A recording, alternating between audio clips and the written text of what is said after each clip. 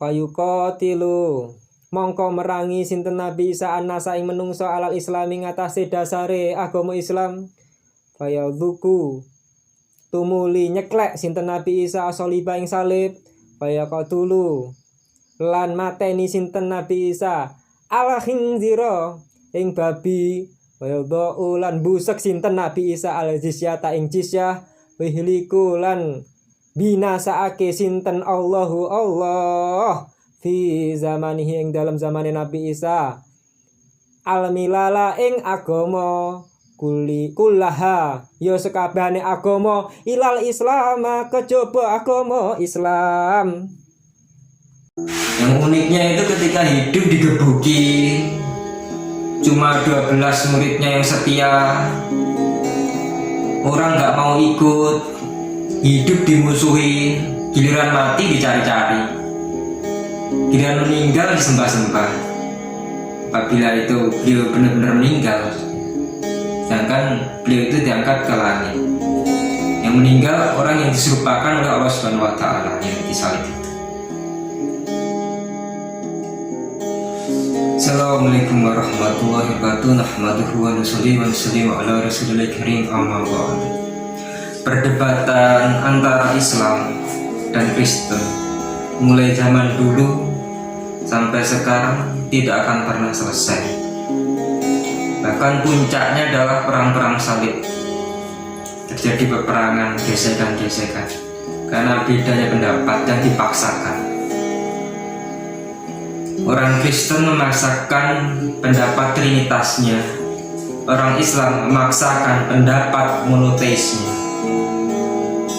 Maka pendapat tersebut akan selalu bergesekan sampai akhir zaman nanti, ketika Nabi Isa alaihissalam turun ke bumi untuk menjelaskan siapa yang benar dan siapa yang salah. Tugasnya seperti itu diantaranya. Lalu ketika zaman ini kita lalui tentang bahwasanya perdebatan umat Islam dan umat Kristen terus menerus tanpa henti-henti, perdebatan-perdebatan kecil-kecil, maka kita sebagai orang Islam kita harus tetap mengcounter hal-hal yang buruk mereka sematkan pada orang-orang Islam tentang Nabi Muhammad SAW, tentang Allah SWT.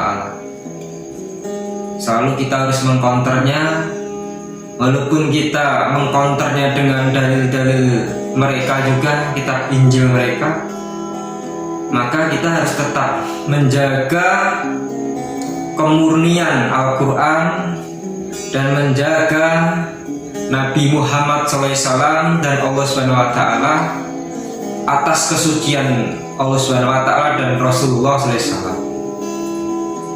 Tapi tidak boleh mencaci Tuhan-Tuhan mereka. Karena apa? Kalau kita mencaci Tuhan-Tuhan mereka, mereka akan mencaci Tuhan kita juga. Jadi di dunia ini subhanalladzi khalaqal azwaja, Maha suci Allah Subhanahu wa Ta'ala yang menciptakan berpasang-pasangan. Ada kebenaran dan ada ketidakbenaran. Dan kebenaran itu biasanya konsistensi, tidak ada perubahan mulai awal sampai akhir. Termasuk firman Allah Subhanahu wa Ta'ala tidak memiliki perubahan dari Rasulullah diutus sampai sekarang, tidak ada perubahan satu huruf ataupun satu ayat pun. Tidak ada perubahan, masih konsistensi. Sedangkan kalau kita menukil pada Injil, maka Injil itu sudah ada perubahan. Perubahan pertama kali dari bahasa Aramik ataupun bahasa Suryani menuju bahasa Yunani. Perubahan bahasa. Maka apabila kitab tersebut diterjemah, maka akan mengalihkan bahasa. Ada bahasa-bahasa asli yang kandungan bahasa Aramik atau Suryani tersebut yang tidak bisa pahami dengan bahasa Yunani pun akhirnya terkontradiksi dengan bahasa Yunani tersebut, sehingga kita tidak mengetahui naskah asli Injil tersebut. Ya kemungkinan Injil sekarang masih ada asar-asarnya aja, kemurnian tauhid masih ada walaupun tidak banyak. Mungkin persentasenya ya kurang lebih 30%. Bisa kurang juga ataupun bisa lebih persentase daripada kitab Injil tersebut. Ya kita harus memuliakan karena masih ada asar walaupun itu kitab terjemahan.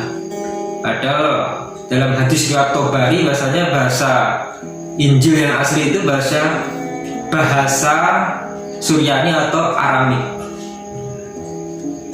Kata Rasulullah SAW seperti itu.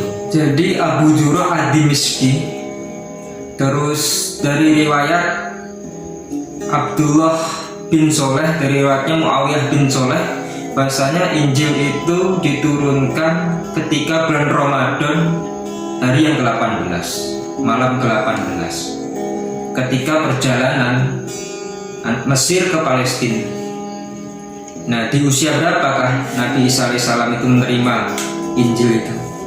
Injil itu diterima Nabi Isa di usia 13 tahun. Di usia tersebut Nabi Isa menerima Injil di bulan Ramadan malam yang ke-18. Setelah turunnya Jabur, kurang lebih masa turunnya Jabur ke Injil itu kurang lebih masanya 1050 tahun. Masa selang jarak waktunya diturunkan Jabur dan Injil itu 1050 tahun. Saking lamanya. Ketika kita ini mendapatkan berita tentang orang-orang Islam murtad masuk Kristen, itu sebaliknya orang Kristen mu'alaf menjadi Islam, itu dari generasi dari zaman dulu seperti itu. Bahwasanya umat Nasrani pun juga dikonter dengan umat Nasrani yang lain, seperti pendeta Arius. Dia juga mengatakan bahwasanya Nabi Isa itu bukan Allah Subhanahu wa Ta'ala, bukan Tuhan, ataupun bukan zat Tuhan yang masuk pada diri Nabi Isa, menjelma dari manusia.